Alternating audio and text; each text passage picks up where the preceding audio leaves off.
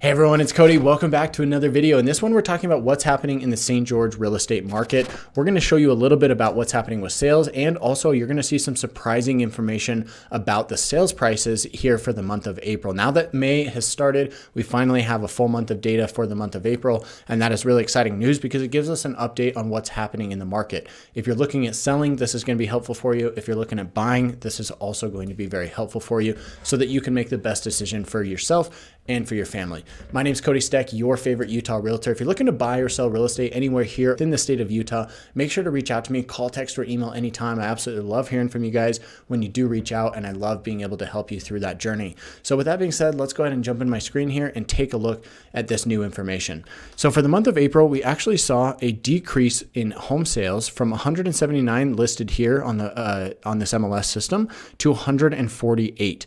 The interesting thing though is that we actually saw sales prices jump up substantially. Now we are looking at a median basis, so we're going to talk a little bit about that. But regarding the number of home sales, seeing this number drop is actually quite surprising. We saw a huge jump up going from February into March, and then it actually fell back down in April, which is not what you generally expect going into the spring selling season. This did actually happen just slightly back in March and April of 2022. You can see that there was a slight drop in these 2 months right here. And then if we go back to 2021, there was also a slight drop. So it is more exaggerated this year. We did see a bigger drop in the number of home sales that happened in April compared to March. But for the sake of this video, we're seeing a pretty big drop off. The thing that I really think is driving this change is how interest rates are affecting the market. During the month of February, we actually saw interest rates come down ever so slightly, and that caused a lot of buyers to jump back into the market. Those buyers went out there, they put homes under contract, and then they closed on those homes in March. So that's why you're seeing bigger sales numbers for the month of March. However, during March, interest rates started to climb back up, and we saw the number of buyers who were in the market start to fall off. A lot of people said, hey, never mind. I thought I was going to be at a 6% interest rate. Now I'm at 6.5%, and that just doesn't work for me. So I'm dropping out. And that's why we're seeing the number of home sales actually fall off. Now, the interesting thing, like we said, is that the median sales price is actually going up substantially.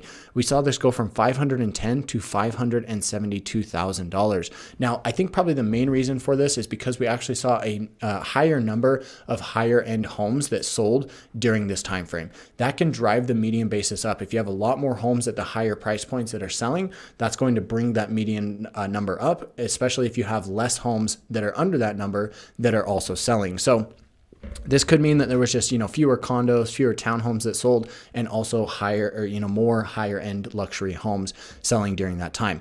I do think that a part of this increase is actually due to the market. I think this is due to buyers jumping back in, driving the price increases, or at least driving, these higher sales prices, but it's not entirely up to that. I think it's also due to higher end homes selling during this period.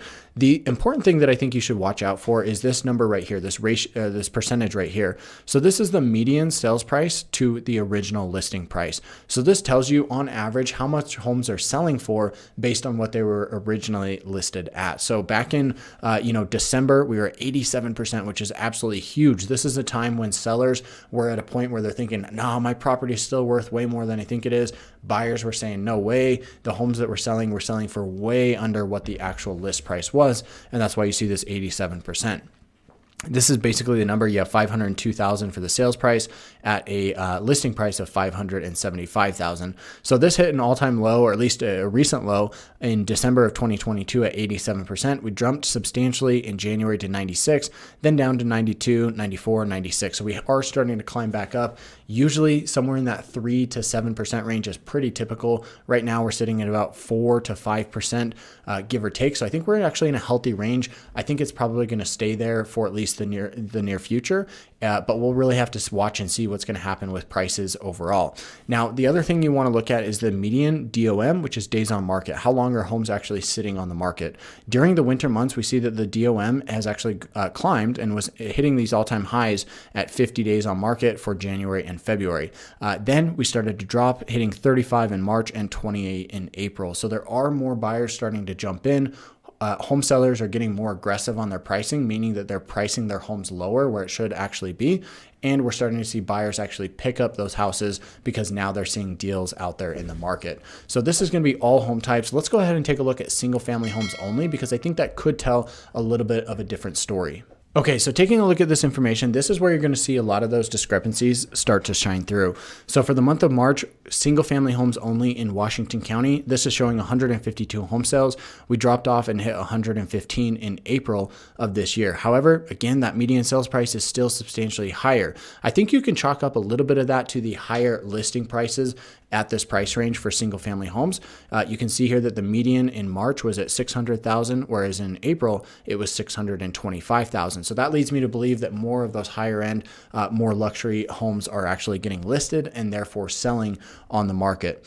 That's also driving the price increase that you see here of a roughly $35,000 price increase from March to April. So when you go out there and you're looking at this information, I can show you all this information. You might see some other headlines that are saying, hey, prices are increasing, prices are going up. You really have to be careful at what data you're looking at, because if you compare to last year, you're still going to look at this and say, well, prices are down, but actually not all that much, right? If we compare back to April of 2022, we saw a median sales price of 621,000 compared to April of this year at 595. That means that prices are really only down about $25,000 over the year, which is actually not that much considering that interest rates have risen so much during that time. So you really have to be careful, because if you look year over year, you might only think, oh, prices are only down about 2%.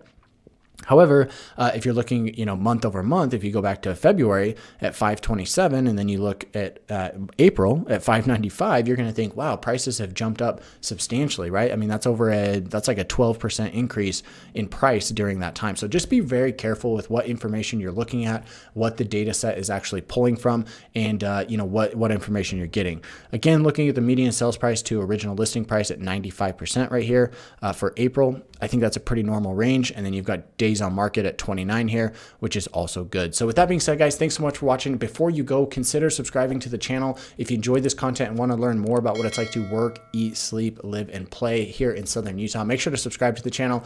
And if you're thinking about buying or selling real estate anywhere in the state of Utah, please reach out to me.